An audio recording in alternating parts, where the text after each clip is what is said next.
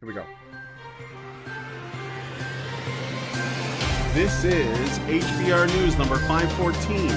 Poser Puck Bros found not guilty, bud? Where we discuss the news of the week and give it the Badger treatment. Hello, everybody, and welcome to Honey Badger Radio. I hope you guys are doing well this week and that you're laughing at all of the absurdity so that you're not consumed by it. I'm your host, Brian. I'm joined by, as always, Hannah Wallen and Dr. Randomcam. We're going to be talking about the news of the week. We got a packed show. On this week, we're going to be discussing the recent not guilty verdict of some hockey bros in Canukustan. YouTube is going to be using AI to determine the ages of its users, for their own safety. Male birth control is back on the table and more, so stick around. It's going to be a good time.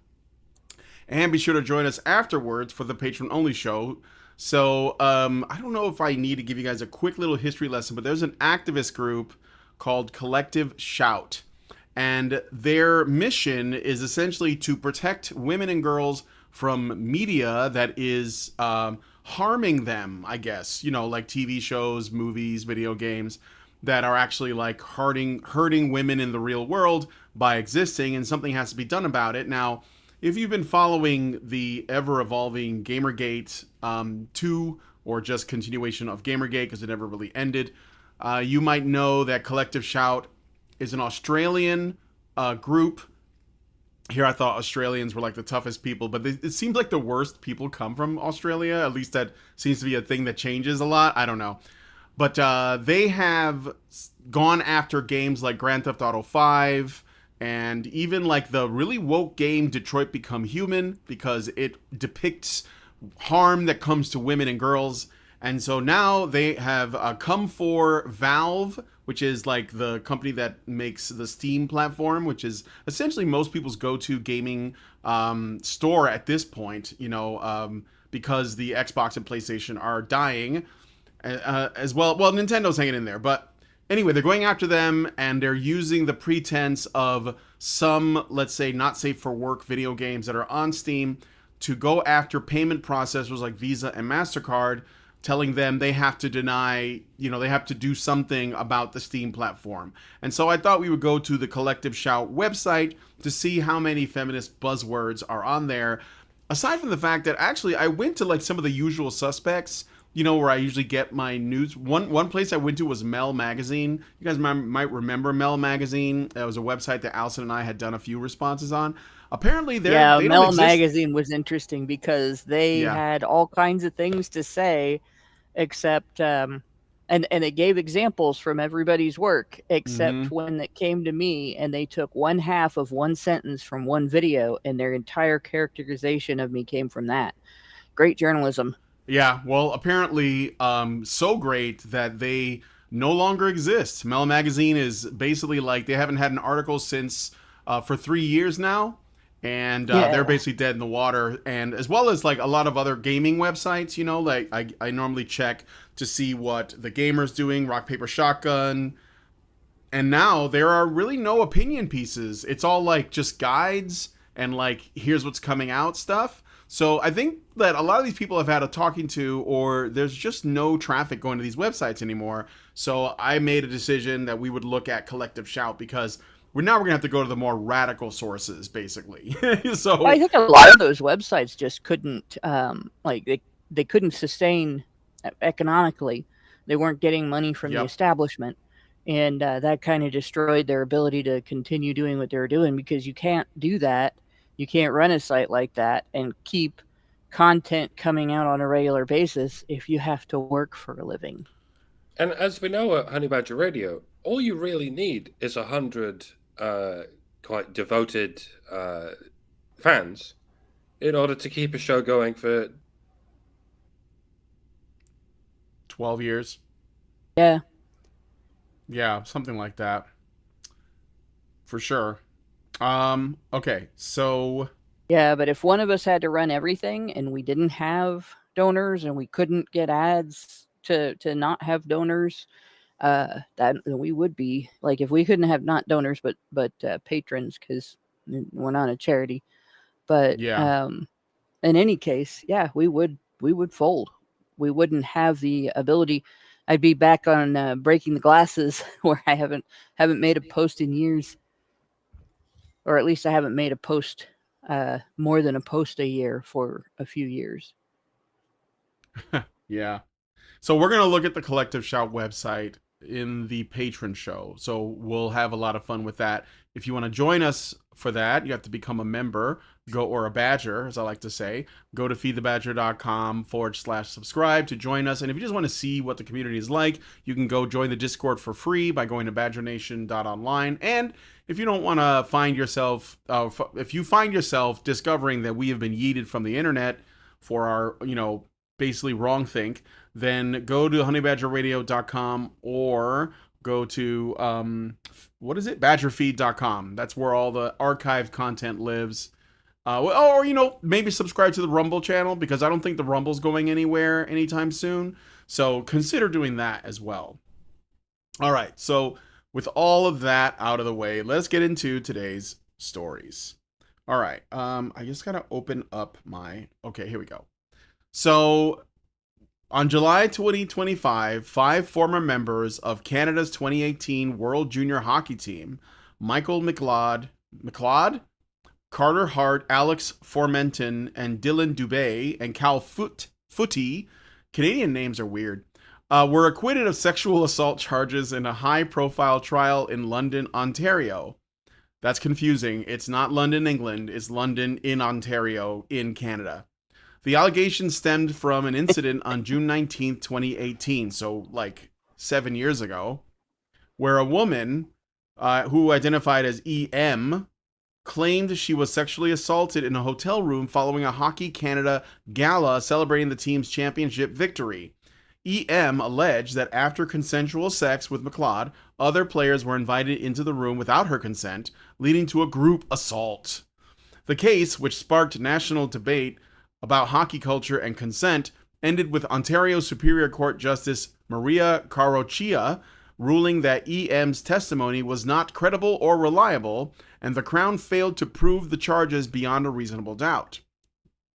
The trial, which began in April of 2025, was marked by complexity, including a mistrial and 2 dismissed juries, ultimately leading to a judge-only verdict initially investigated by London police in 2018.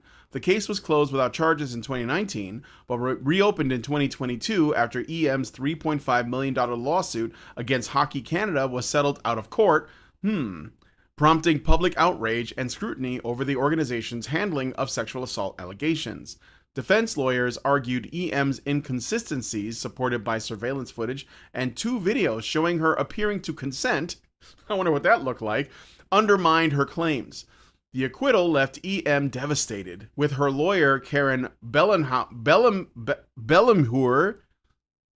that's I think that's how you pronounce it, criticizing the justice system, while the players' legal teams called the verdict a resounding vindication. The NHL stated the players remained ineligible to play pending further review, highlighting ongoing tensions about accountability in hockey culture. All right. The statement "men rape" is not false. The statement "women lie" is also not false.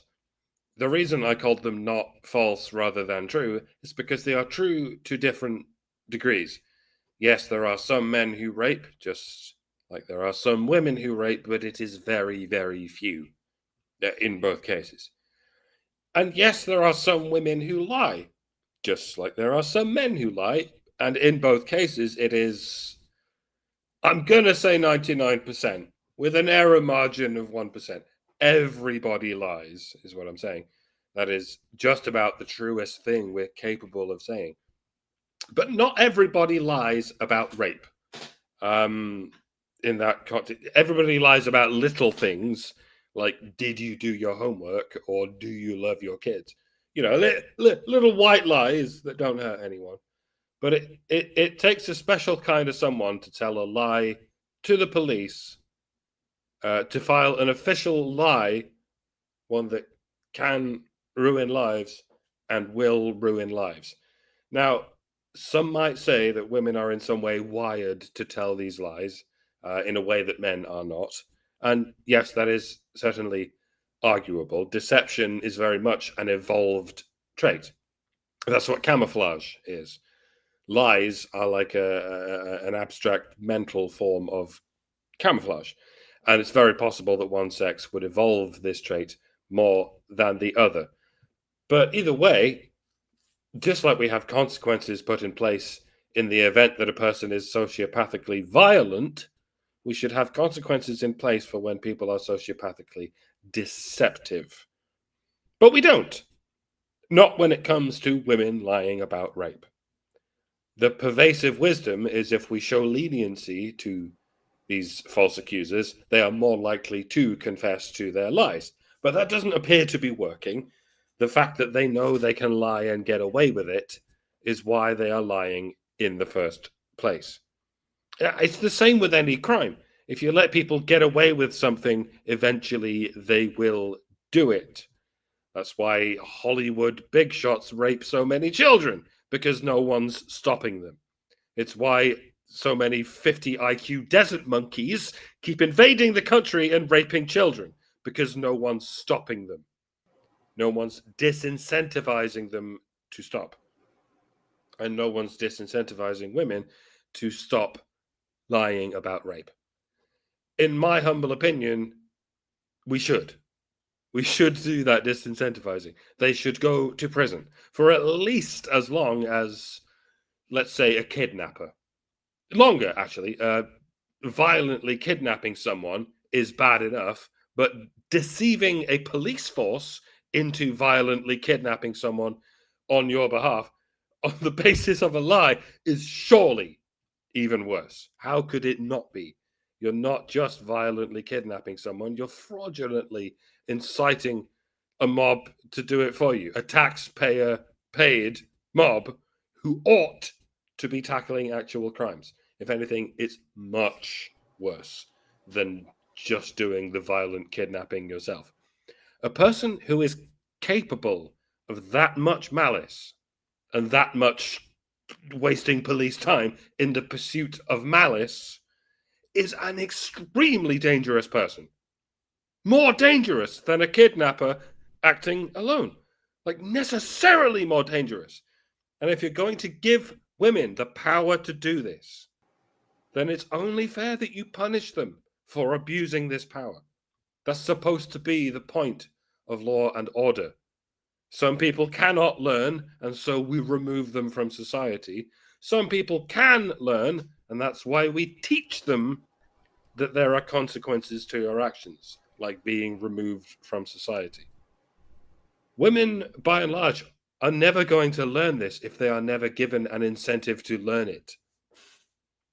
So yeah, lock her up. Lock her up in a room with a wood chipper. I'm not saying put her in the wood chipper. Just leave her in a room with a wood chipper. Send a message. Is it running? No, it's just there. Or a room with a moose.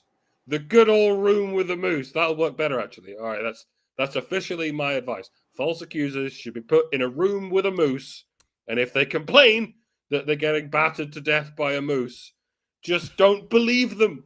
The punishment fits the crime. All right, done. I have fixed society. You're welcome, everyone. Don't think we all the ones. I appreciate the Canadian reference, too. Years ago, 13 years ago, maybe longer, when we first started talking about the enthusiastic consent narrative that feminists were promoting at the time, and in fact, I actually made a video about this, and it went pseudo-viral on Reddit, and it is one of two videos that were sympathetic to men that became the reason why Reddit's R videos subreddit banned political videos, because they didn't like the fact that it got the views that it got, and then the other one was Shoe on Head made a video just discussing the actual statistics on domestic violence against men, and those two videos, they both made the front page, and because they made the front page, our videos banned political videos. How dare people have sympathy for men? How dare that be popular, right? But what I pointed out in that video is that if women expect to have to be enthusiastic in order for their consent to matter, then they have no right to expect to be sought after by men, and they have no right to expect attention from men and sexual engagement from men if they're not overtly enthusiastic. Well, there's another aspect to this that we've been talking about for quite some time, and that is the fact that the enthusiastic consent narrative isn't about consent. And changing the standard on the crime of rape from mens rea, where the individual is, the accused is actually accused of violating the alleged victim against the victim's will and not just without consent. That was designed to facilitate false allegations. Right? The crime, it'd be like if the crime of theft was redefined to, if somebody charged you more than you thought you should have been charged for a good or a service, you could go to the police after you paid the money and say, I was robbed. And then they would have to prove that you really wanted to spend that much on that item. Right? That's essentially what feminists are saying in regard to sex. That if you participate in a sex act as a woman, and then later on you feel like you didn't want to spend that much social energy or that much social credit, that maybe your reputation might be damaged, or you cheated on your boyfriend and people found out, or maybe you felt like you didn't get enough kowtowing from the guy, or you did something that makes you feel foolish when you remember doing it later on, like screwed an entire athletic team, something that gets lampooned all the time in movies, but not something that people expect to happen in real life, and it does. Then you decide to take it back, and you decide that you didn't consent.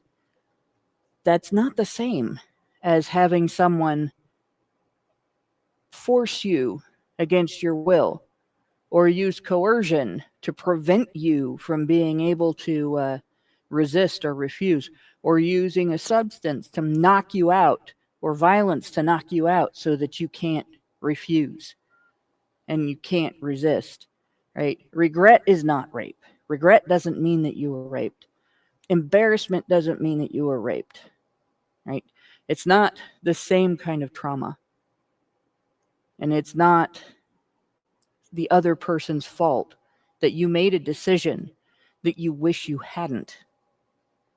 If you're an adult, then you have no business blaming somebody else for your choices.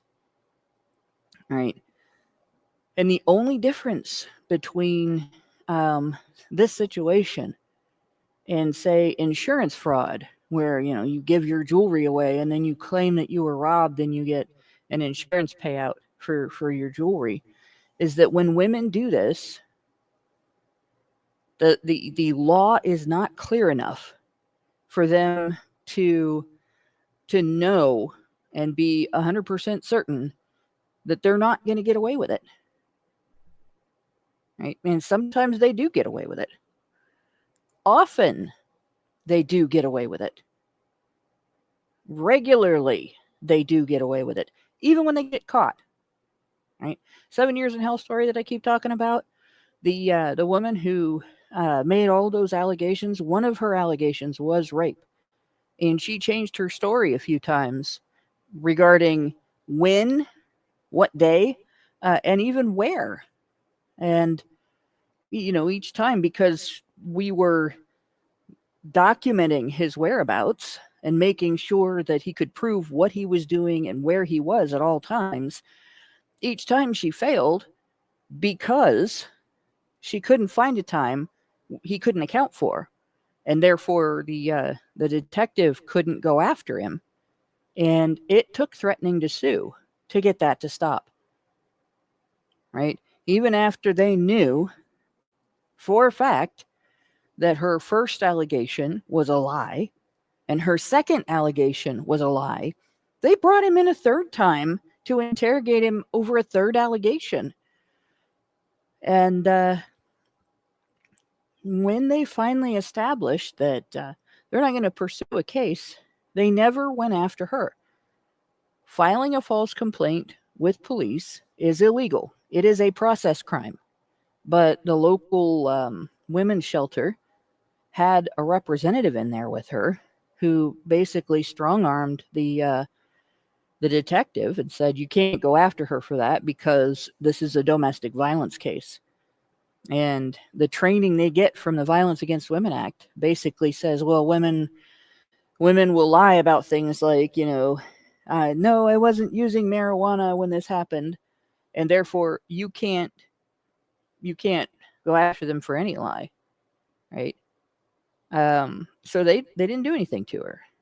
So they do regularly get away with it. But at the same time, a lot of cases like this case, this woman would not have felt confident that she could get away with lying about these guys if the standard was still against her will instead of without her consent. Because instead of having to prove that she didn't say yes to every single one of them, she would have to prove that she said no and they didn't stop. So it would be quite a bigger challenge. And that's where the challenge should be. And with regard to like people who say it's harsh to suggest that women should go to jail for years when they make a false allegation like this, first of all, we're talking about the same standard, beyond a reasonable doubt. So they would have to prove not only that the allegation wasn't true, but that the woman knew the allegation wasn't true. So in other words, if they could prove, like in this case, there's video. So obviously they can prove she knew she was lying.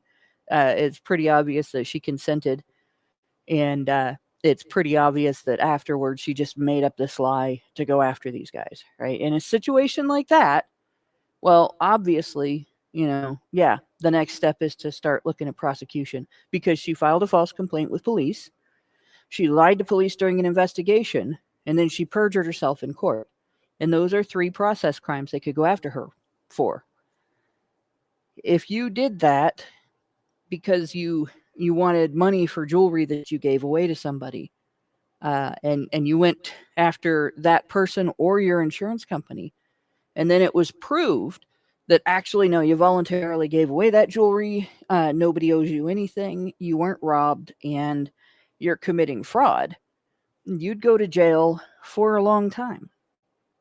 If you did that with any type of other crime, you could go to jail for quite some time. There are harsh penalties for that. But if you commit a crime that is the equivalent of kidnapping somebody and locking them in a room and periodically taking them out and emotionally torturing them and putting them back, keeping them in there with, say, not to equate men with animals, but if you keep an innocent person in with dangerous criminals, it is a lot like locking someone up with a wolf or a bear, because in prison where there are violent criminals, there is violence, and it's pretty bad. You would be locked up for quite a long time for that, right? And if you don't equate it that way, think about it this way: if you're female and listening, right? If your ex-boyfriend went into a bar and hired a bunch of guys to come around to your house and harass you, and then eventually kidnap you and lock you in a room with a wolf or a bear, and then parade you through maybe the community in a humiliation ritual, and actually slander you online, defame you online in a public way, and that anybody could access, with lies made up about you and so on. It'd be, if he did it himself, it'd be harassment, kidnapping, assault, and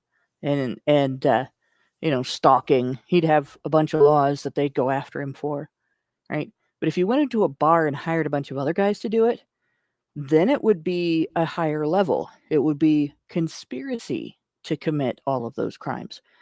And because it would be conspiracy to commit all of those crimes, there would be more discussion about this. There would be more public condemnation. There would be a higher level of prosecution. There would be longer sentencing, and all the guys he hired would get in trouble too. So when you go into a police station, the only difference is that those guys have qualified immunity. They can't get in trouble. But what you're doing when you lie to police and say a man did something to you that he didn't do, and your goal is to get him arrested, interrogated, jailed, and convicted, imprisoned for the long term, placed on a sex offender list, put on the news as a sex offender, and so on. What you're doing is the same as if your ex walked into a bar and hired a bunch of guys to stalk you and harass you, kidnap you, put you into a room with a dangerous animal and keep you there, and humiliate you in public, defame you online. Like that is what you are guilty of when you lie to police about rape. So it is not unreasonable for somebody to suggest that if you do that and you get caught and you're proved beyond a reasonable doubt to have known that they didn't do what you said they did, that you're not traumatized, you're embarrassed, or you're angry, or you have some other thing that you think you're going to gain, you should go to jail for 20 years or more. And the idea that this is misogynistic because women do it more often is essentially a form of entitlement on your part. If you're female and you're offended by the idea that getting caught lying to police about being raped should get you sent to jail for 20 years for the equivalent of conspiracy to commit all of those crimes, it's because you feel entitled to wreck somebody else's life, to do significant damage to that individual and all of the people around him with impunity. Yep. That's pretty shameful. So I have seen on X, for the record, the conversation I've been seeing around is people who are not in this part of the internet, just like random people on X, discussing whether or not the penalties for false allegations of rape and sexual assault should result in sentencing or prosecution similar to an actual rape or sexual assault. And obviously it's too early to tell whether that's going to go anywhere, but all I will say now is that it is good that that is actually on the table for discussion by people, right? I mean, these things, they always start off as like people just talking about ideas and they're spitballing things. And I'm seeing this more and more. And even women, even women are like, yeah, that there should be a penalty because this, destroys people's lives. Like the people that I've worked with that work with veterans that have been accused and they have been discharged, go to jail, no trial, no nothing. They have mothers, they have sisters, they have, relatives who also feel like that, there should be some kind of consequence because like the way it is now, it could be like a misdemeanor. Maybe it's like a slap on the wrist. So when you don't have strong penalties for this kind of behavior, you're going to get this kind of behavior. So I'm encouraged by that. I think that that's a good thing. And as far as this particular case goes, the wheels of justice move slow. I'm glad that things shook out the way they did. It's a shame that it took so long. And I think ultimately this woman, she did something that she found shameful and embarrassing, and she lied about what happened to cover it up. It's a tale as old as time. You know, a woman does a one night stand with a guy. Maybe she cheats on her boyfriend. Maybe she does something she didn't, that she thought was a good idea at the time, but felt bad about it afterwards, and regrets it, and then says, "You know what I'll do? I'll just say it was rape." And they do that, and it destroys people's lives. And that, I mean, we have to like have some kind of take some kind of stance on this morally, and for the sake of justice. So, like I said, I'm glad these guys won out. This is a win in my opinion, and yeah, it's good. It's good news. So let me I got a super chat. If you guys want to send any super chows, you know where to go. feedthebadgers.com/just the tip to send us a super chow. But you can send a super chats and Rumble rants, and I'll read those as well. So Master Rogue gave us $2 and says Hannah, and then has like I don't know, like a happy face and a heart emoji. So thank you for that. What else? Let me see. Yeah, so that's basically the main thing I just wanted to say. You guys basically like, said everything else as usual. So we're just gonna move on from there. Let me know what you guys think about this one in the comments. Okay. So I'm gonna have to address a couple of things here because I'm Okay. seeing some tropes. One of them is the rapists get away all the time trope, and the other one is the liars make it harder for real victims trope. And I'm gonna put the kibosh to both of those right now. All right, if you're gonna put somebody in jail for years and years for a crime that they're accused of, solid evidence should be the standard, not somebody's word, right? Not an accusation, period. And Yeah. so there should always be evidence required beyond the accuser's statement to prove a rape.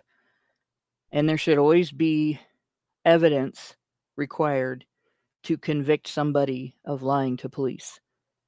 And the evidence that somebody is lying to police is evidence that disproves the lie, not just failure to prove the lie. And the same thing should be true of consent. Right? There should be, or rather, refusal. There should be a need to prove that a refusal couldn't or didn't happen in order to convict a person of rape, not just failure to prove consent. There should have to be proof that this individual overrode the alleged victim's will, and both of those have been destroyed by the feminist narrative. The idea that you can accidentally rape someone by failing to understand whether they consented or not, like that's rape is a brutal crime. It is violent. Failing to understand somebody's communications is not violent. And if you're going to punish somebody as if they committed a violent crime, that should require that they committed a violent crime. The standard for that should be that you prove that individual did something violent, not that individual has to prove that they didn't do anything wrong. Right. So, that's all your tropes are meaningless in the face of that. You should not be locking somebody up for years for failure to communicate properly. Yep. All right. So anyway, let us know what you guys think about this one in the comments. We'll move on to the next story. So Danville, this one kind of flew over our heads last week, but Mike J was basically put it on at my attention, so we're gonna go ahead and cover it. A Danville City Council member is currently in unknown condition after a maniac wielding a flammable liquid set him on fire. City Councilman Lee Vogler of Danville, Virginia, is reportedly still in the hospital after being attacked last week. A man, later identified as Shotzi Michael Buck Hayes, that is quite the mouthful, entered Vogler's office and confronted him. He eventually doused the Republican lawmaker with the flammable liquid before both men left the building, where Hayes then lit Vogler on fire. Voller was soon airlifted to a hospital where it was revealed that he had suffered burns over 60% of his body but was predicted to survive. Hayes fled the scene but was eventually arrested by police blocks away from the scene of the crime. Hayes is being charged with attempted first-degree murder and aggravated malicious wounding. Police are claiming that this incident, quote, stems from a personal matter not related to the victim's position on Danville City Council or any other political affiliation, end quote. It sounds like a Florida story, yeah, but it's Virginia. Pretty close. Yeah, it does sound like a Florida story. Yeah.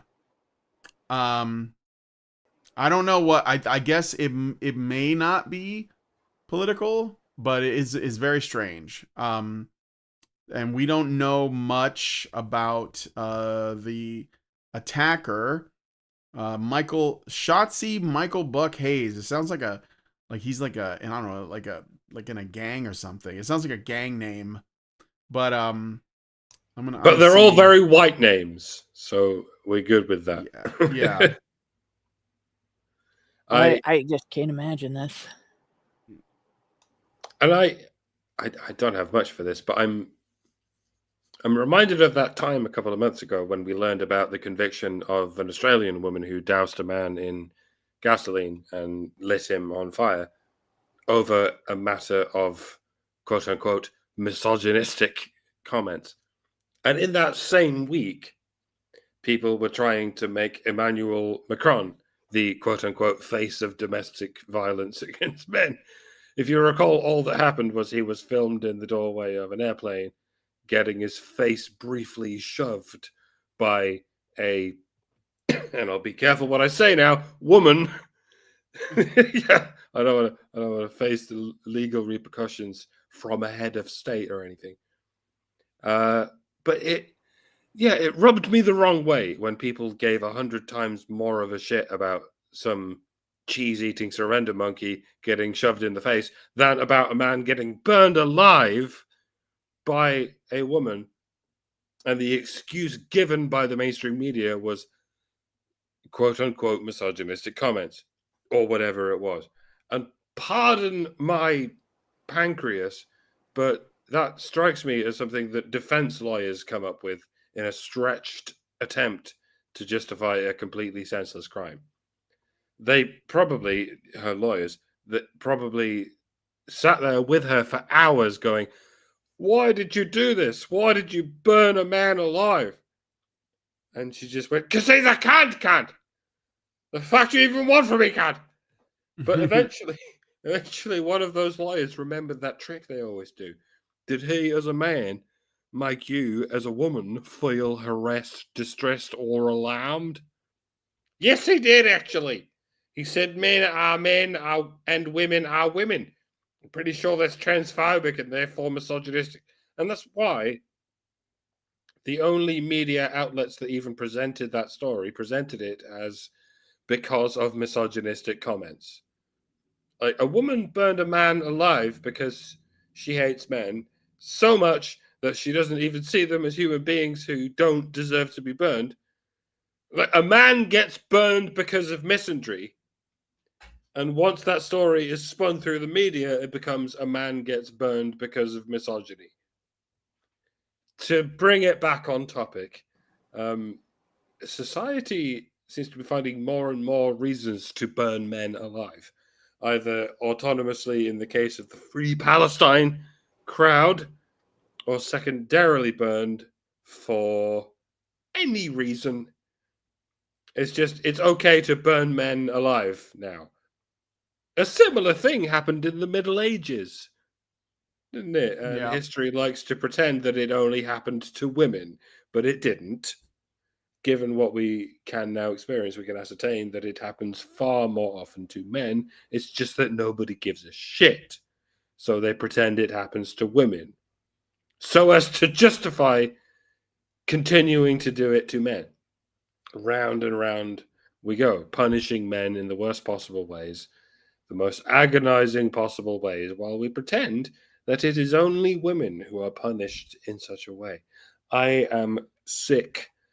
Ladies and gentlemen, I am so bored that I am sick.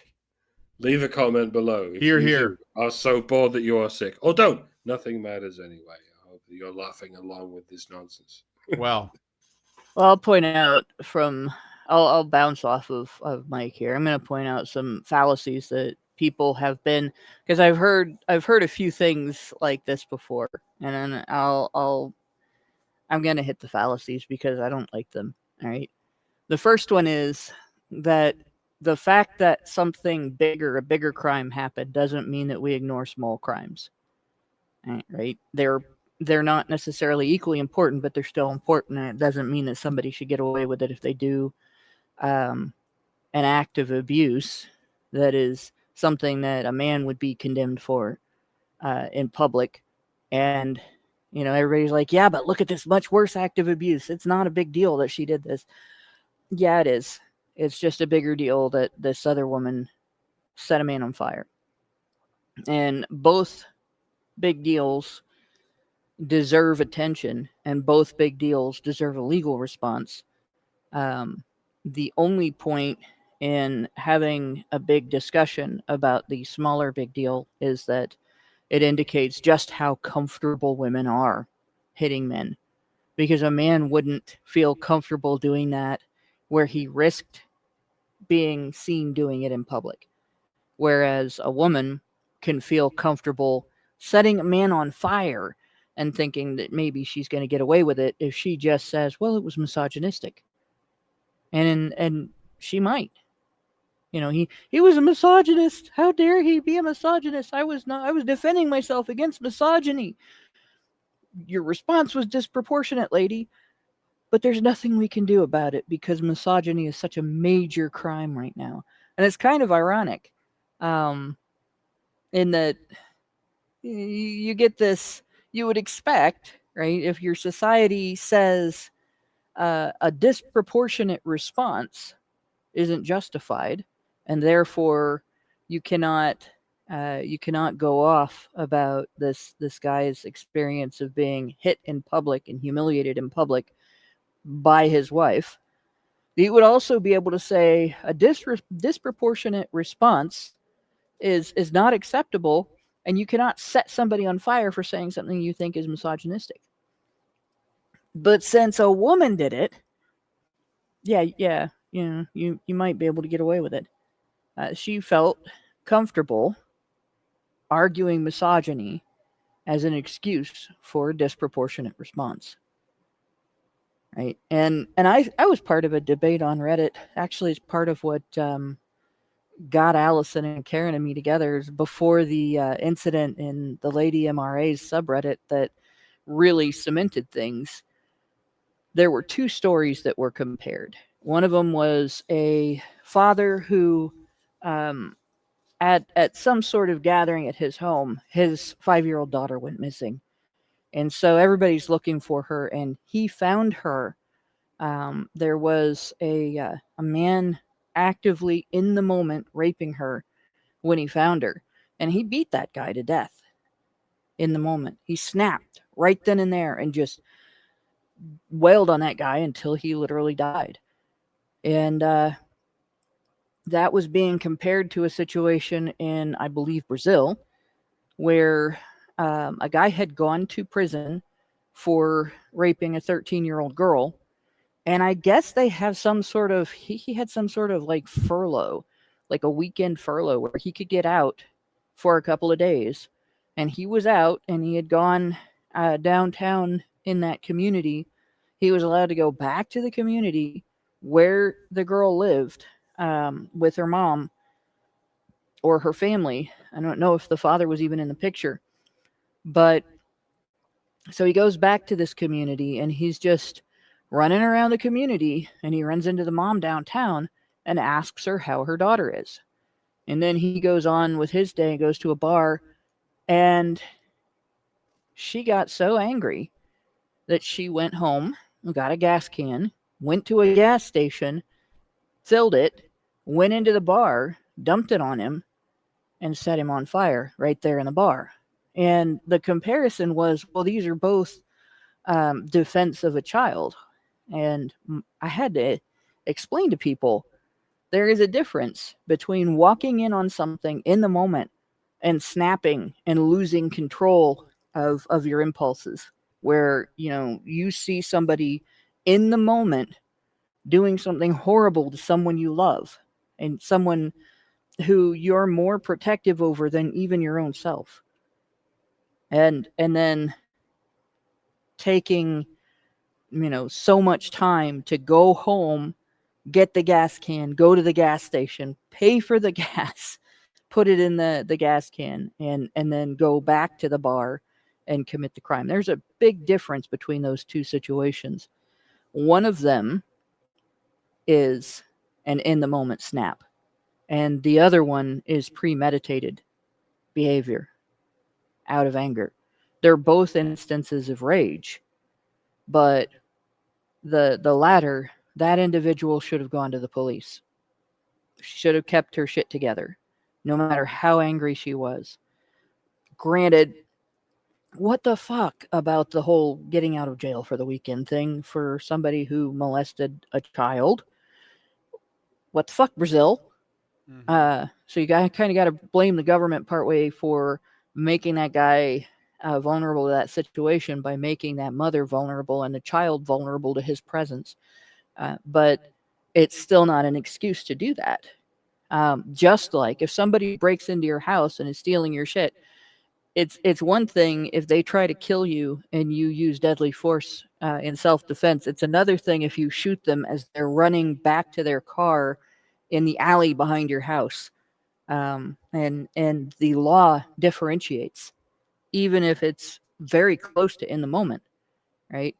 So whatever conflict these guys had, whatever was going on here in this situation, and whatever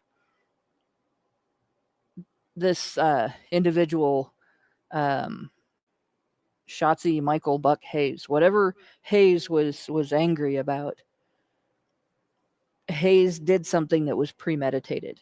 You have to take the time to gather the supplies to go do this. There is no in the heat of the moment, in the heat of the argument. This guy set a man on fire, tried to kill him. I had third-degree burns on like less than 1% of my body once. It is incredibly painful to have your flesh cooked. I did it to myself. Somebody else didn't do it to me. I was curious about whether or not coals on the ground were hot. I was like 5 years old, and I stuck my foot over it, and in preparation to like try to touch them, not thinking about how you cook meat on a grill, and that was how I got the third-degree burn. But this man had third-degree burns over 60% of his body. It is remarkable that he's expected to survive. Well, burns, not third degree necessarily, but I know some of it will be. Yeah. And it's just, it's actually a miracle that we're able to save somebody in that situation, because years ago we weren't. But the suffering that he is going to go through, like my heart goes out to him, because that is incredibly painful, and the recovery is incredibly painful. And then when it starts to be less painful, it starts to itch. And the itching is worse. It's torture. You can't scratch it. You can't touch it. You can't numb it. There's nothing you can do but just sit there and itch. Kind of like if you've ever had a sunburn that was healing and it just itched like crazy, but if you scratched it, it hurt, right? Only imagine if bits of your skin would come off when you did it and there would actually be raw tissue underneath. It's just absolutely horrific. Yeah, not and fun. Right. And then the only way they can treat it is with, if anything where it's second degree or worse, if that skin comes off, if they can't heal the skin that he has, then you're in a situation where you have to have skin grafts, and that gets expensive. The medical treatment's going to be expensive. The hospital stay is going to be expensive. And on top of that, any time he has to spend off of work is also going to be expensive. So while he's going through all that pain and all that suffering, he has to worry that he is not going to get better. No, this is not the same guy. Marin says, didn't he molest a kid? Not that we know of. The council member, we only know that he was attacked. But the reason I brought up the other case is because I don't care what he did, right? And I'm saying this as a kid that was a person that was molested as a kid. A disproportionate response is a disproportionate response. She wasn't punishing him, for the molestation. He went to jail for the molestation, right? She was punishing him for not being miserable and for talking to her. That's why she set him on fire, right? And in this instance, the Danville City Council member who was set on fire was probably set on fire because Hayes wanted him to do something or didn't like something that he did, and he didn't obey. He was probably set on fire for being disobedient.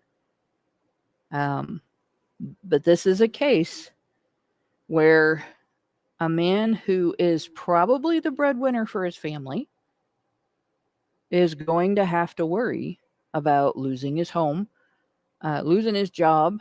We don't know exactly, how bad the damage is to his body. He will have health problems from this for the rest of his life. He will have absolute difficulty going out in the cold. He will have difficulty dealing with water. He will have difficulty keeping his skin undamaged in future situations. And he will also have emotional trauma from this that's going to be harder for him to talk about because he's a man. For people saying there's no disproportionate response to molestation, yeah, torture is a disproportionate response no matter what the crime. You can suggest the death penalty, and that's debatable, but torture is always wrong. There is no excuse for torture. No matter who you are, no matter what the individual did, that's not justice. That's just you taking out your rage. And doing that does make you a bad person. But in any case, and again, like I said, I'm saying this as an individual who was victimized.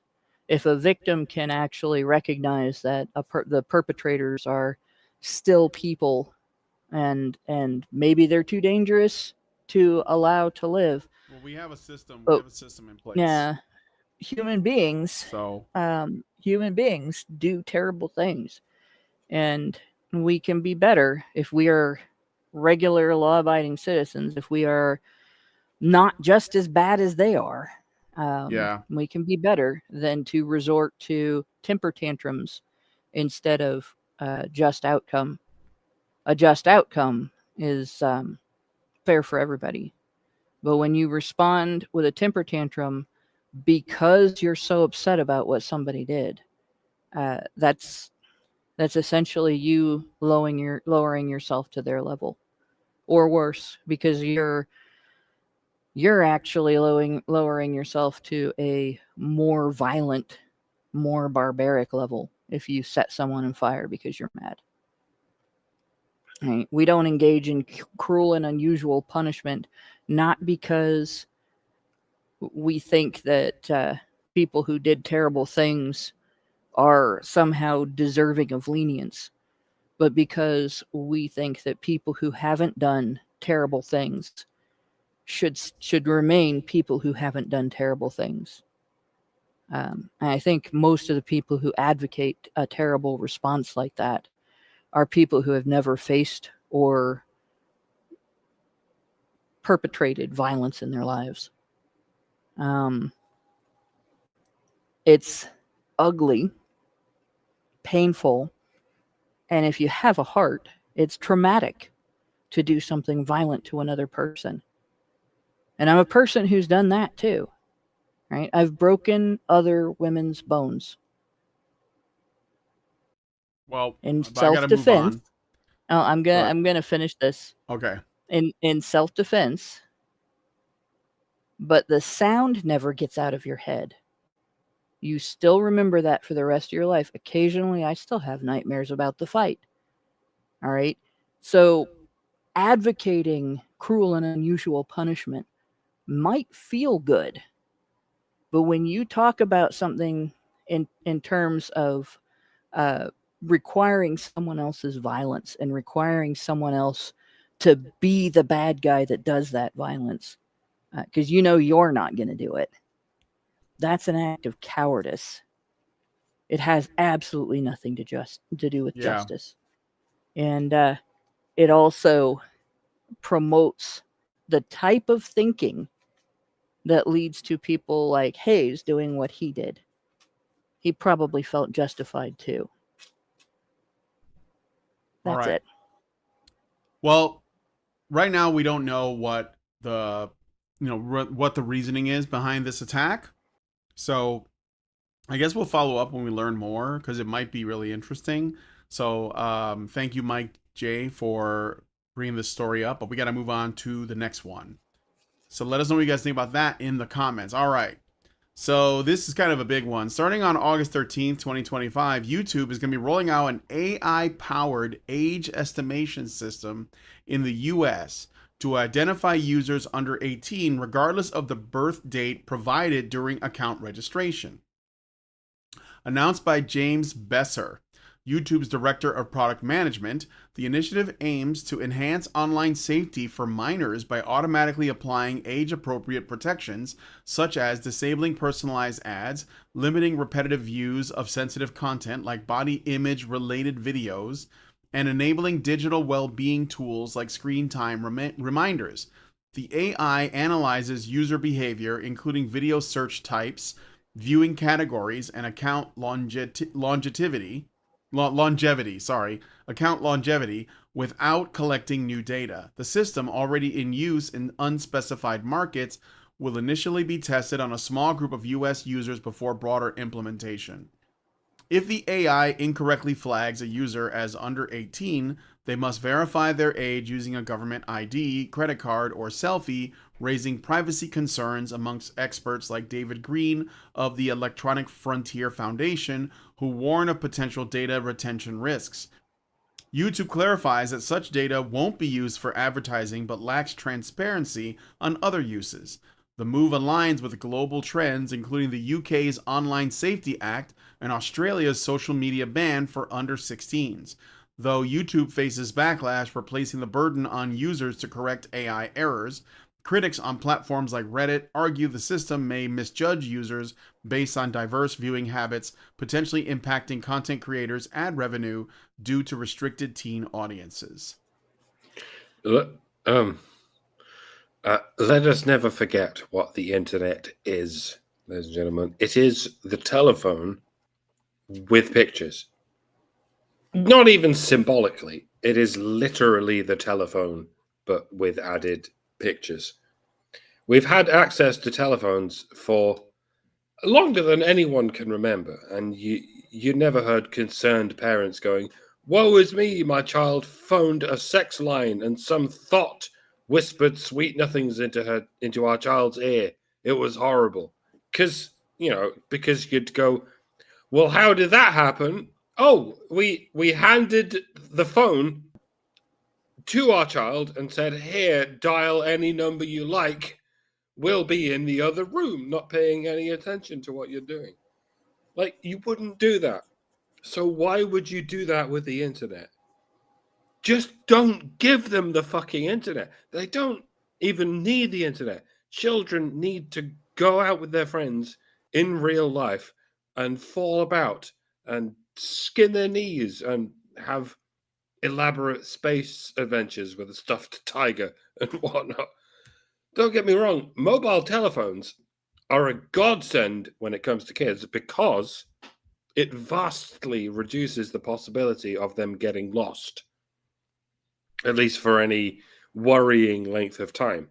Like the meme about how the movie Home Alone couldn't happen in today's age because Kevin would just text his mom going, "I'm home alone," and then she'd go, "Oh, I'm so sorry, Kevin," and then she'd come home. The end. And that's It can't be overstated how huge of a problem has been solved by mobile phones, how much peace of mind has come about. now that kids can have a device that can call their parents at any time from anywhere. And that's largely why mobile phones became so popular in the late 90s and the early noughties. And it wasn't a problem because those phones didn't have access to the internet. They had calls, they had text messages, and they had Snake. that was enough. And that's still an option, folks. You can give your child a phone that cannot access the internet. You can give your child a games console that cannot access the internet. In the 90s, that was all we had, and it was awesome. But a smartphone with internet access, a device that gives you all the information in the world, that is for adults. It's like guns.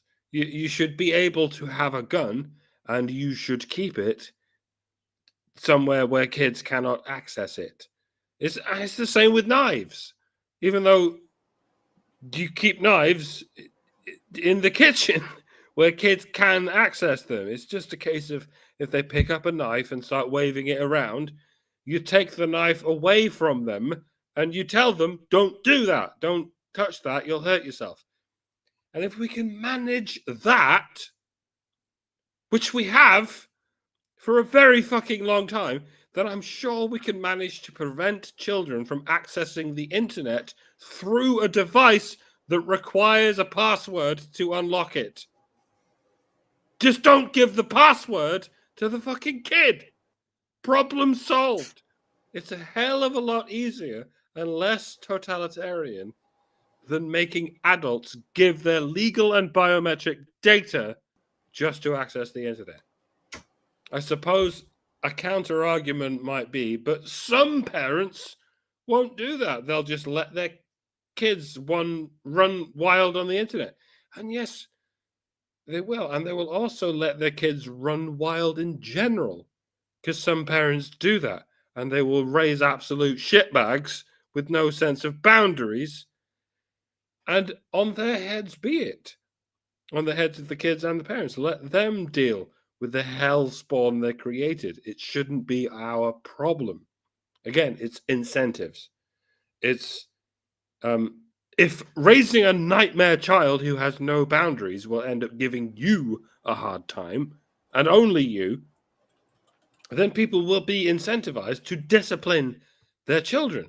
Just like you shouldn't give your 5-year-old a loaded gun for Christmas, or you'll probably get shot. Like, everybody understands this. But people don't understand how the same thing applies to the internet, because the internet is new and we still don't quite understand everything about it. A further counter argument might be, but if so much as one child is allowed access to a smartphone, they can find online pornography and then show it to all the other children. Well, you're not going to fix that with these janky ass attempts to make children prove they're not children. Children are really good with computers, like naturally. It's kind of scary, actually. They can figure these things out in seconds that a boomer would be forever flummoxed by. The only way to keep kids away from the internet is not to give them the internet. I know that sounds difficult, but it's not. They're kids. They don't know what you don't tell them. It's really quite simple. Of course, it all becomes more complicated when you send them to school and you severely increase the likelihood of encountering that one kid who has a smartphone with porn on it. Well, I think you can anticipate my advice there. Don't send your kids to school, especially state school. It is a wretched hive of scum and villainy and government propaganda. There you go. Problem solved. Homeschool your kids. It's never been easier to homeschool your kids now that we have, ironically, the internet. We have all the world's information at our fingertips, and we can curate that information when it comes to what we do and do not show to children. The government does not need to be involved.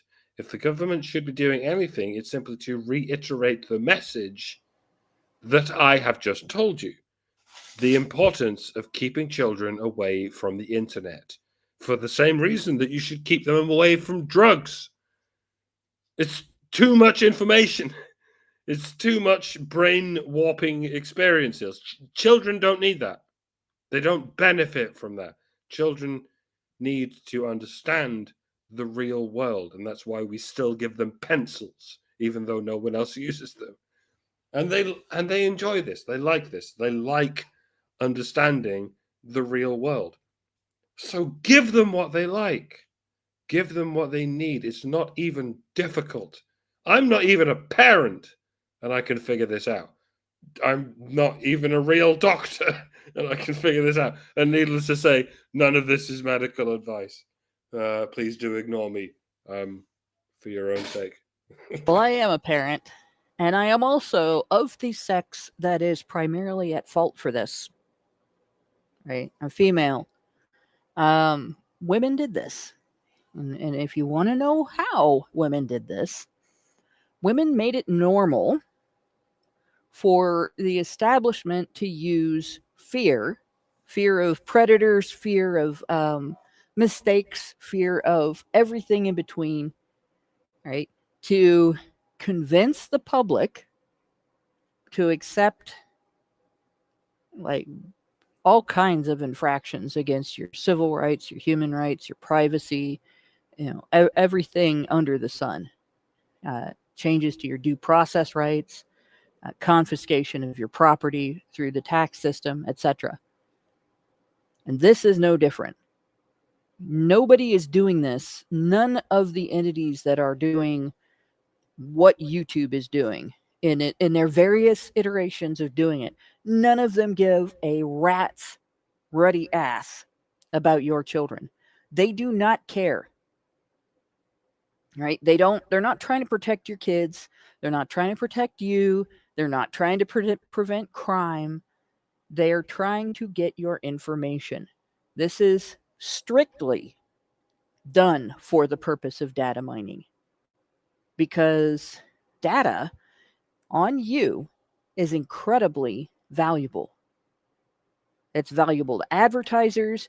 It's valuable to thieves. It's valuable to your government. And it allows more control over you and how you spend your money. That's the only reason behind any of this. And there's all kinds of evidence proving that. Not the least of which is the fact that YouTube hasn't gotten rid of the pedophiles on its platform, and it hasn't gotten rid of the material that is targeted toward children, that is damaging, that creates weird mentalities, like fetishizing being kidnapped and raped. And if you don't know what I'm talking about, look up cake stories and just go through until you start getting to the weird stuff, because it's there. And it's if you watch one of those videos and you picture being a parent, checking over a child's shoulder to see what they're watching on YouTube, but the kid has headphones on, so the parent can't see or can't hear what the kid is hearing. They can only see this cake decoration video. You don't know what your kid is actually accessing there, and it's really, some of it's really sick, some of it's really weird. There's so many of those videos that are just like normal, funny stories or weird stories, or that are not scary weird shit, that when the kid finds the ones that are, if you've watched a couple of,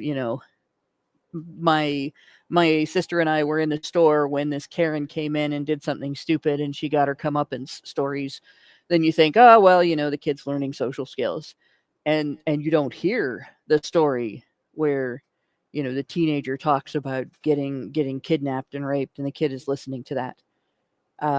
So yeah, they still have all that shit on their platform. They still have videos where the parents have posted a kid going swimming or some other thing where they're in a bathing suit, or they're posting their kids dancing around. Look, this is so cute. And then in the comments, it's all pedophiles making comments about the kid's body and stuff like that, and networking with each other, which is really bizarre. That stuff hasn't been, they haven't gotten rid of that stuff. But they do want your ID. They want your photographs because, data breaches don't exist. They want your driver's license because, data breaches don't exist. And they want all of your social media to have that. Yes, Albatross, stuff like Elsagate. Like, when my kids were little, they were old before I let them listen with headphones. We had discussions about what it was okay to hear and see without, giving mom a heads up or dad a heads up. Hey, this is kind of weird. I just ran across this thing. It's kind of weird. And, one of my daughters, when she was 16, was contacted by somebody that she thought was a family member of one of her classmates, and he was saying some pretty inappropriate things. She ran into a predator. Turns out that he was an area predator, and we were able to send the cops directly to his house, and so that was good. But if we hadn't had all those discussions, and there hadn't been years of no access without parental supervision and discussion about what's safe and what's not, and parent-child interaction to ensure that the child is defending him or herself against these kinds of things by going back to mom or dad and saying, hey, this seems kind of hinky. What's going on here? That guy might have had access. It would have been terrifying to think of if we hadn't prepared her by the time she was 16 to defend herself in that situation by seeking help. And this is what parenting is. You do stuff with your child. You don't set your child aside and go do stuff without your child while your child just wanders the internet. But in the meantime, because women have started spending more time doing other things besides parenting after they have kids, such as working more than full time or expecting to party just as much after they've gotten settled down with a family, kids are ending up in these situations. Kids can't raise themselves. And if women can't be smart enough to recognize that you can't substitute 1,000 safety nets for direct parenting of your own child, we're doomed. Yep. Yeah, I mean, it's almost like, if you were, say, a power-hungry, like, elite person that worked in the highest echelons of our society, and you wanted to have absolute control over the population, you basically create incentives for people to have to, like, let their kids be raised by external entities like our education system, TVs, and the internet, so that's the world that they know. And you do that first by removing men from the home. And you basically put women in a position where they become dependent on the state to replace those men. And that means the state raises their children, educates everybody. And it's been going on for at least a couple of generations now. And I think we're seeing the fruit of that. And so it's easy for people to, like, ease into this stuff. And I know this seems like far afield from this specific story of YouTube using AI to verify ages, but I mean, it falls perfectly in line with it. And again, most people are already on YouTube. I think this is just comes down to, like, a question of parenting. Like, I don't have kids, but my brother has kids, and he doesn't let them use the internet. Only one of them can now, and she's, like, grown. She's, like, a college student. So, but I think it is the best move because I don't even think that age restrictions help that much. I mean, I think that ultimately they're just going to become a tool to filter content out that they don't want kids to see. Like, do you think that, there's, like, YouTube channels of, like, gay men testing dildos? Do you think that kids will be able to access that? Because I think that there's, like, it's completely, like, you can find it easily by looking it up. you know. So it depends, like what content is going to be deemed, let's say adults only by YouTube and the people who work there. I don't think it's going to be that stuff because they're kind of like in that, global homo mindset, right? Well, all this stuff needs to be seen. Do you think there's going to be like drag queen story hour videos that are going to get hidden if they're specifically reading children's books? I don't think so. So at the end of the day, it does have to come down to parenting. That's the only solution, really. So anyway, Yeah, AI and is going to make unfortunately, the mistakes. powers that be are opposed to parenting. So Yes, that's right. they don't want to encourage it. They want to facilitate not parenting, Yeah, and they this is want to one of the ways they're facilitate doing it. codependency on the state. And they Yeah. need that has to be through the women because men generally, well, first of all, even if they need help from the state, they don't get it, but they're less likely to take it anyway. So it's still going Well, to be done through the women in particular. and they're also less likely to trust safety nets. Yeah. Right. And men recognize that if you want something done right, you do it yourself. Right. Right? Yeah. But it is sad. It's sad to see the generation that looks at Gen X and goes, "Oh my God, you came home from school with a key around your neck and let yourself in and cooked your snack in the microwave and were home alone for an hour before your parents got home from work." Savages, right? But then they let their kids on the internet with no supervision, and they use it as a babysitter. Like that's like sending your kid downtown in New York City and telling them just hang around there until I get home, instead of having them sit at home and read a book or something. Yep. Okay, so let us know what you guys think about this one in the comments. There was something I forgot to read from earlier. I'm going to read it now. I got a super chow from Meredith G for 5. And she says, HBR News, funny for the Badgers from one of your devoted patrons. Thank you. Thank you, Meredith. You are, of course, the top G. All right. Final story. And kind of a promising one. So in July of 2025, a hormone-free male birth control pill, YCT-529, developed by Your Choice Therapeutics in collaboration with the University of Minnesota and Columbia University, passed its first human safety trial, marking a significant step towards expanding male contraceptive options. The trial, conducted in the UK by Quotient Sciences, involves 16 healthy men aged 32 to 59, all vasectomized to avoid fertility risks, who received single doses of YCT-529 ranging from 10 to 180 milligrams. The pill works by blocking a vitamin A metabolite in the testes, temporarily halting sperm production without affecting your hormone levels, offering a reversible alternative to condoms and vasectomies. No serious side effects were reported, with the drug showing good bioavailability, suggesting a potential once-daily dose of around 180 milligrams if it's approved. The trial, published in Communications Medicine on July 22, 2025, focused solely on safety and tolerability, not efficacy in reducing sperm count, which is being evaluated in ongoing Phase 2 trials. These trials, involving 28 and 90-day dosing periods, aim to confirm the safety and assess sperm suppression. Researchers, including Dr. Gunda Georg and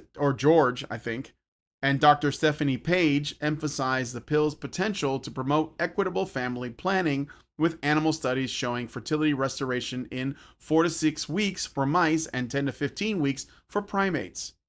While the drug could reach the market by the end of the decade, challenges like larger trials and public acceptance remain, with some ex-posts reflecting skepticism about male reliability in contraception.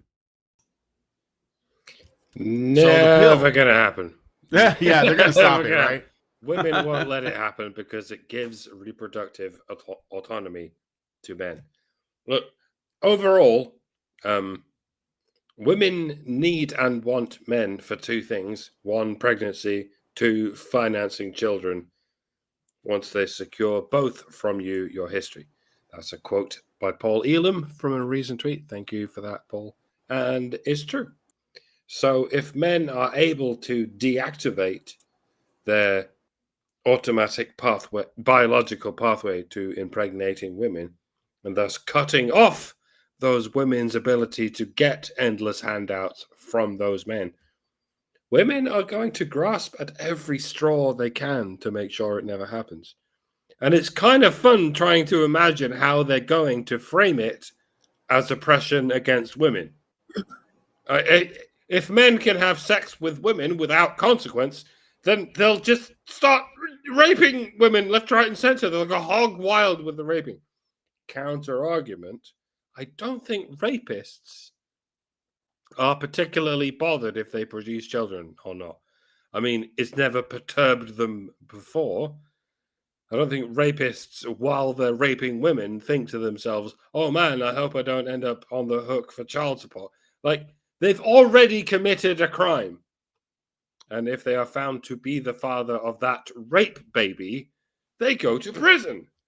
They're probably not bothered about the child support on account of they don't have to pay it, on account of they happen to be in prison for it. Rapists probably aren't going to use the male pill, is what I'm saying. Just like female rapists who rape men in the hope of getting pregnant aren't going to use the female pill. It makes sense. That's what I'm saying. The men who would benefit from the male pill are men who want to have consensual non-crime sex with women and don't want it to necessarily result in an 18-year slavery contract. They want to have the sexual freedom and the reproductive rights that women have and have had for half a century at least. But like I said, make no mistake, feminists will find a way to make this unhappen because it means women can't steal men's seed anymore. For as long as they can remember, they've had the inalienable right to steal men's seed and then steal men's wallets as a result of having stolen their seed. If anything stands in the way of this racket, they will pull out all the stops. They will fire up all the victim mentality harder than they ever have. And that is saying something. It's going to be, if you take the male pill, you're a pedophile. If you take the male pill, you're an incel and a rapist and a Nazi. And they'll figure out. They'll just figure out a way to make it make sense. And it won't make any sense. But it's going to work anyway. Nothing feminists ever said made sense, but they still got their way. And it'll happen again, probably because everyone's distracted by the furore over all the immigrants and whatnot. Feminists will quietly ban men from having unilateral birth control in any form ever, and no one will talk about it, and no one will care. We'll carry on swiping at leaves while the seeds produce more and more of the poison ivy. That is my prediction. My further prediction is that no one will listen and no one will care that I predicted it because I'm not famous. Dr. Random Account Mounted News on Badger Radio. Yeah, women have already started doing that. In fact,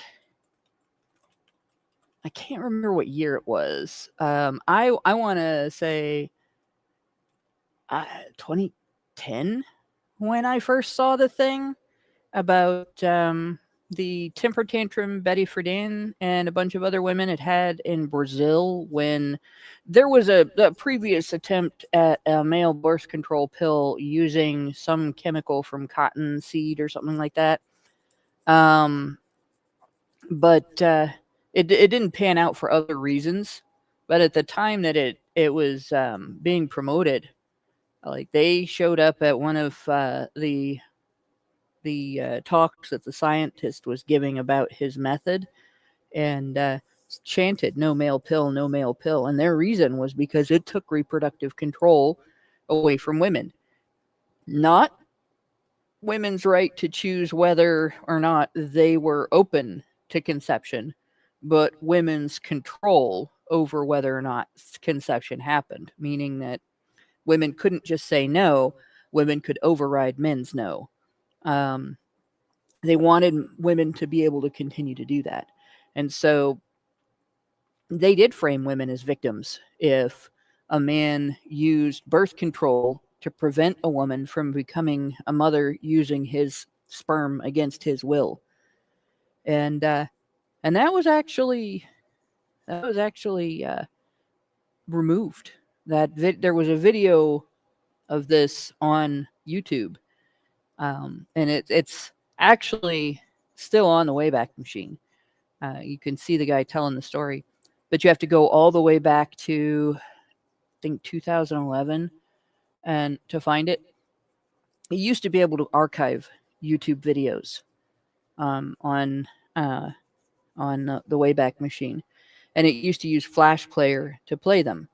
The Wayback Machine would view the video basically through its system, buffering it, and so it would have that buffered copy, and therefore, you'd have that Flash Player view of it. Well, of course, Flash Player died, and YouTube also changed something at about the same time that prevents a buffered video from being stored.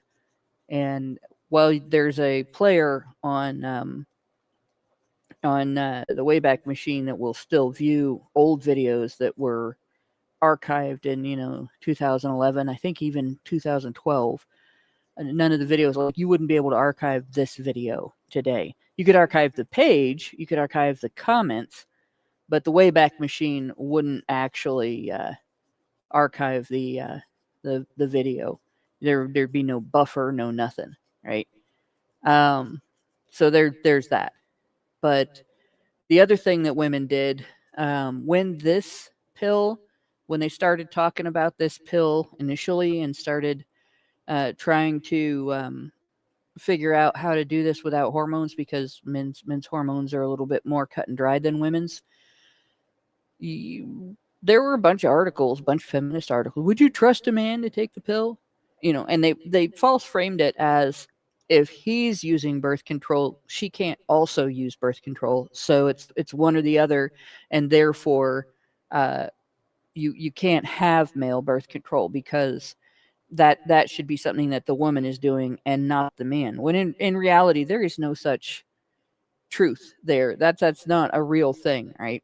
Be like saying, well, if your partner eats dinner, you can't also eat dinner. Bullshit. If your partner wears pants, you can't also wear pants. Bullshit. Your partner using birth control doesn't prevent you from using birth control as well. It's not like they're both condoms. I don't know that you'd be able to double up on condoms, but you can certainly take your own pills, no matter what pills he is taking.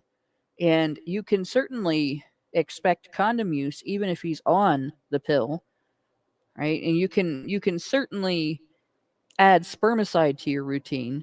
You can certainly use spermicidal foam or film, or use, in addition to your own pills, you can use like a diaphragm or a sponge or a shot instead of a pill that, you don't have to go in.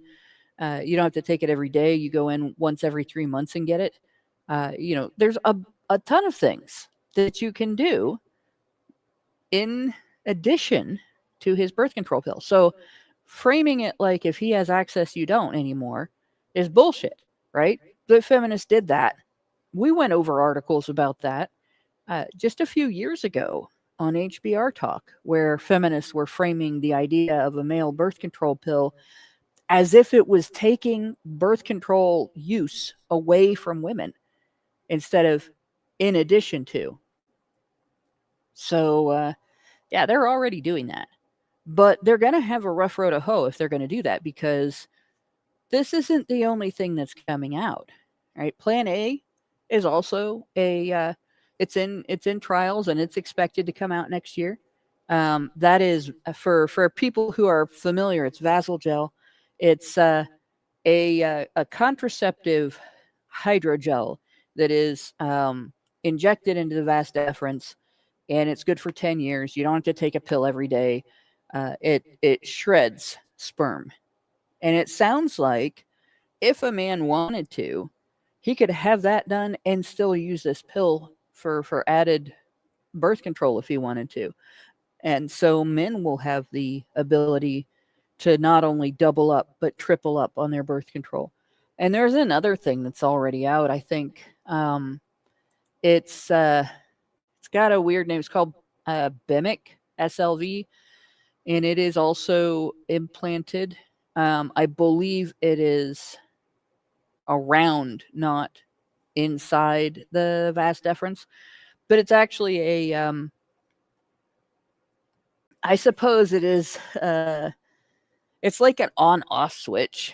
It keeps the sperm from leaving the testes, which there may be health problems with that. It would work similarly to a vasectomy, except that you could turn it on and off yourself. It's a little bit more vulnerable though, because if you can do that, so can she, right? But yeah, there are other options coming out that are things that things that can be used for men instead of women. Feminists are going to have to come up with excuse after excuse, and it's going to be rather difficult. But it's not feminists that I'm concerned about when it comes to these types of birth control. They're not the ones who are freaking the fuck out about low birth rates, right? They're not the ones who are saying, if we don't get the birth rate up, that our society is going to spiral into nothingness, and then turning around and saying, therefore we can't do anything to help men because men are obligated to produce children, right? You can't say women are obligated to produce children, because that makes you sound like a certain regime from a certain time period that seems to be the only time anybody ever talks about the loss of bodily autonomy and genocides and all that. But you can do it to men. So it's going to be a really important thing for men in the next couple of years to get their Republican representatives to understand the importance of planned children whose parents are dedicated to child rearing and will remain together and raise them in a stable two-parent home. Because otherwise, there will be attacks on this, and it won't come from feminists. It'll come from traditionalists, and it won't necessarily even be traditional women. It'll be traditionalist politicians who think that their tax dollars are being attacked, and unless you get them to understand that actually children born out of wedlock are a net drain on the tax system, and that if they don't create a pathway for more kids to grow up and be net tax contributors as opposed to net tax beneficiaries, then they're going to end up in a situation where the nation will no longer be sustainable and they will no longer be in charge. That's essentially what needs to change. Will this actually, pan out? Will these birth control methods actually go on the market? Hope so. I really do, because men deserve the right to determine whether or not they want to be parents, and they deserve as many tools as can be made available to them, just like women have. But do I trust the government to keep their nose out of this? Fuck no. So make your voices heard, because otherwise, this very easily could be taken away. Yep.